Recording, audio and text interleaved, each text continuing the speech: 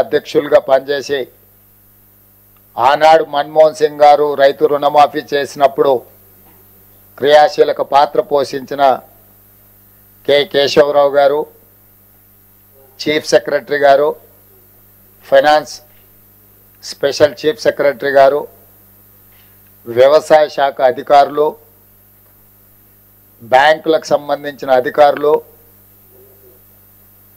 వివిధ ప్రాంతాల నుంచి వచ్చిన రైతులు దాదాపుగా 577 రైతు వేదికల దగ్గర ఈ కార్యక్రమంలో పాల్గొనడానికి విచ్చేసిన వేలాది మంది తెలంగాణ రైతులకు మనస్ఫూర్తిగా కాంగ్రెస్ పార్టీ పక్షాన, తెలంగాణ ప్రభుత్వం పక్షాన కృతజ్ఞతలు తెలియజేస్తున్నా. ఇంత అద్భుతమైన గొప్ప కార్యక్రమంలో పాల్గొని దేశానికే ఆదర్శంగా నిలబడే అవకాశం తెలంగాణ ప్రజలు మాకు ఇవ్వడం జరిగింది. మా అధికారులు, మా మంత్రివర్గ సహచరుల యొక్క సంపూర్ణ సహకారంతో ఇచ్చిన మాట నిలబెట్టుకునే విధంగా కాంగ్రెస్ పార్టీ మాట ఇస్తే అది శిలాశాసనం అని మరొక్కసారి రుజువైంది. ఆనాడు 2004 సంవత్సరంలో శ్రీమతి సోనియా గాంధీ గారు ఉమ్మడి రాష్ట్రంలో ఉన్న కరీంనగర్ జిల్లా కేంద్రంలో ఎన్నికల ప్రచారంలో భాగంగా 4 కోట్ల తెలంగాణ ప్రజలకు వారు మాట ఇచ్చిండ్రు. ఈ ప్రాంత ప్రజల యొక్క 60 సంవత్సరాల ఆకాంక్ష నాకు తెలుసు, తప్పకుండా అది నెరవేరుతుంది అని.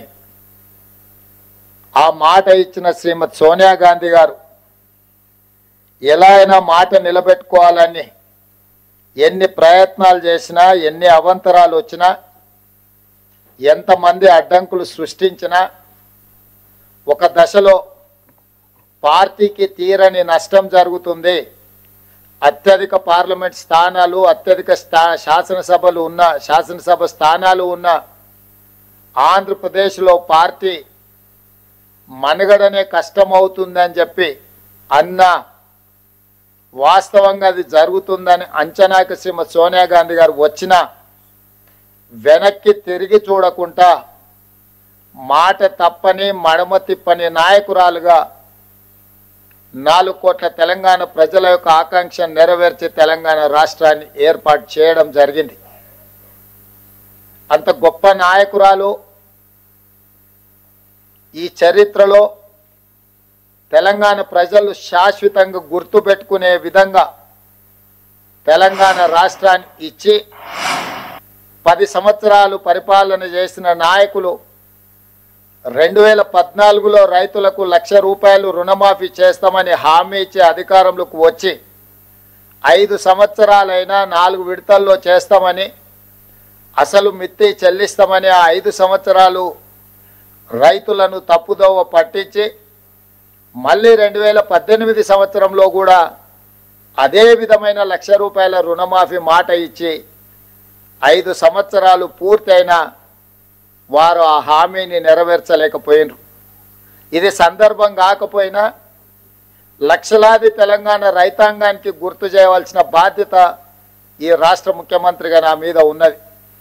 మొదటి 5 సంవత్సరాలలో ఆనాటి ప్రభుత్వం చెల్లించింది 12,000 కోట్ల రూపాయలు మాత్రమే. రెండవసారి 2018 నుంచి 2023 వరకు చెల్లించాల్సిన 16,000 కోట్లు, కానీ చెల్లించిన 9,000 కోట్లు కూడా సరిగ్గా చెల్లించలే. 10 సంవత్సరాలు 2 సార్లు ముఖ్యమంత్రిగా బాధ్యత నిర్వహించిన ఆనాటి పెద్దలు 21,000 కోట్ల రూపాయలు కూడా పూర్తి స్థాయిలో రైతులకు చెల్లించలేదు. ప్రజలకు ముఖ్యమంత్రులన్నా ప్రభుత్వమన్నా విశ్వాసం కోల్పోయే విధంగా రైతులు ఆత్మహత్య చేసుకునే పరిస్థితులు ఉన్నా కూడా ఆనాడు ప్రజలకు ఇచ్చిన మాట నిలబెట్టుకోలేకపోయినరు.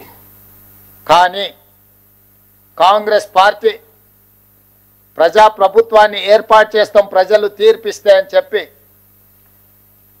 మే 6, 2022 నాడు ఇంతకుముందు ఎల్లయ్య చెప్పినట్టు వరంగల్ ఆర్ట్స్ కాలేజ్ మైదానంలో లక్షలాది మంది సమక్షంలో ఈనాటి లోక్సభ పక్ష నాయకుడు